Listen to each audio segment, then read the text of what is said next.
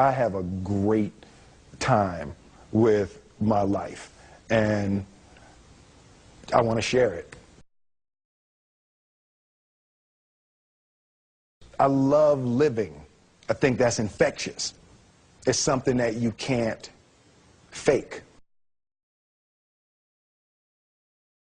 Greatness is not this wonderful, esoteric, elusive, God-like feature that only the special among us will ever taste. You know, it's something that truly exists in all of us. It's very simple. This is what I believe, and I'm willing to die for it. Yeah. Period. It's that simple. I know who I am, and I know what I believe. I know who I am, I know what I believe. That's all I need to know. And that's all I need to know. So from there, you do what you need to do.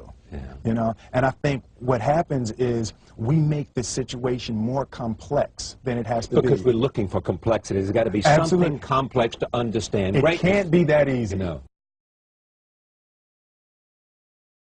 We didn't grow up with the sense that where we were was where we were going to be.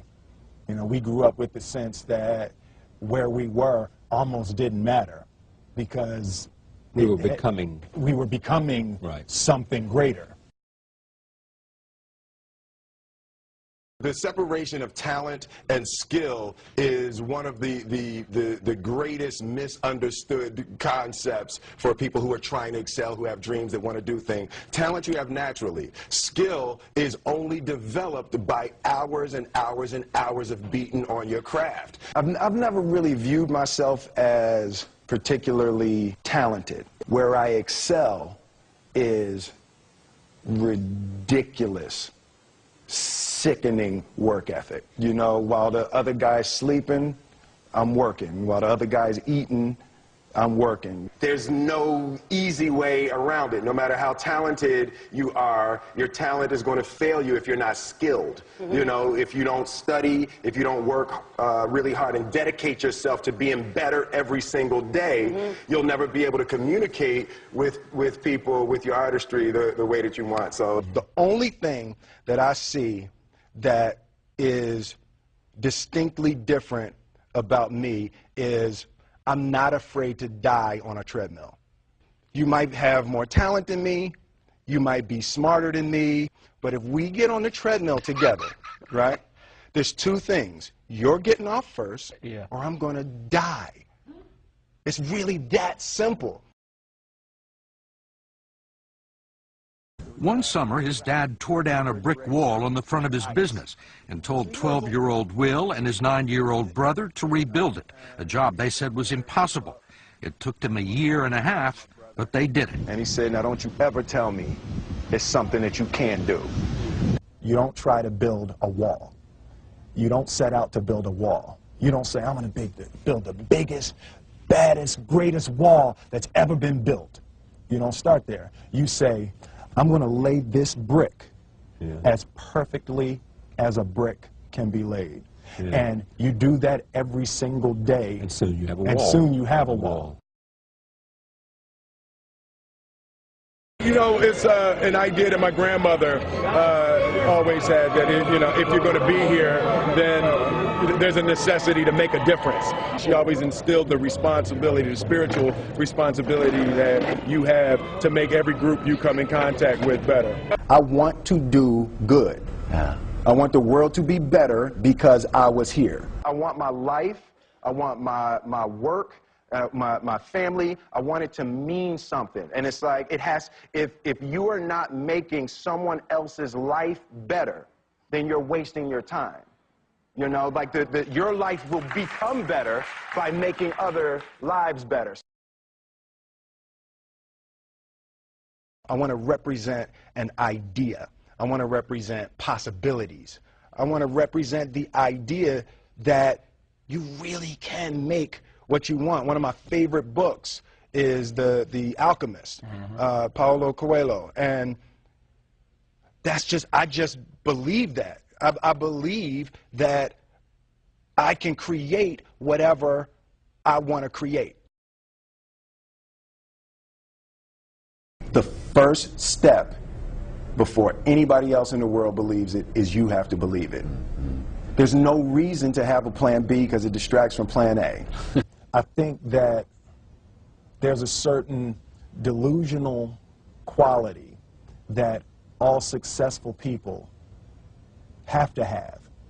You have to believe that something different than what has happened for the last 50 million years of history. You have to believe that something different can happen. Confucius said, he who says he can and he who says he can't are both usually right.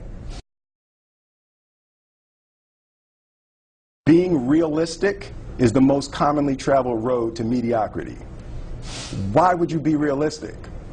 What's the point of being realistic?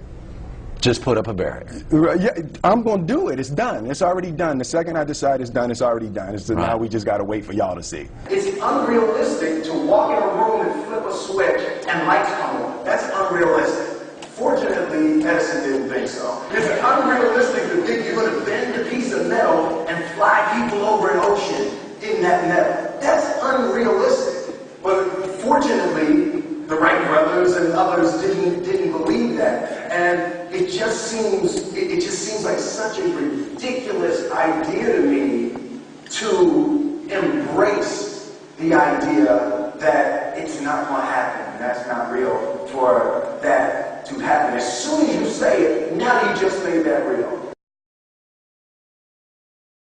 Our thoughts, our feelings, our dreams, our ideas are physical in the universe. That if we dream something, if we picture something, if we commit ourselves to it, that is a physical thrust towards realization that we can put into the universe. That the universe is not a thing that's going to push us around. That the world and people and situations are not something that are going to push us around. That we are going to bend the universe and command and demand that the universe become what we want it to be. I study the patterns of the universe. There's a redemptive power that making a choice has, you know, rather than feeling like you're at effect to all the things that are happening. Make a choice, right? You just decide what it's going to be, who you're going to be, how you're going to do it. Just decide. And then from that point, the universe is going to get out your way. It's like it's water. It wants to move and go around stuff, you know. You know, there's a flow of the universe that I've grown to know just how to go with it. I realize that to have the level of success that I want to have, it's difficult to spread it out and do multiple things. It takes such a desperate, obsessive focus. You really got to focus with all of your fiber and all of your heart and all of your creativity. I'm motivated by fear. Fear. You know? Fear of what? Fear of fear. I hate being scared to do something. And I think what developed in my early days was the attitude that I started attacking things that I was scared of. It was Franklin Roosevelt said the only fear you have to fear is fear itself. Absolutely. Remember that? Absolutely. Yeah. You can't be scared to die for the truth. The truth is the only thing that's ever going to be constant. Don't ever let somebody tell you you can't do something. Not even me. All right? You got a dream, you got to protect it. People can't do something themselves. They want to tell you you can't do it.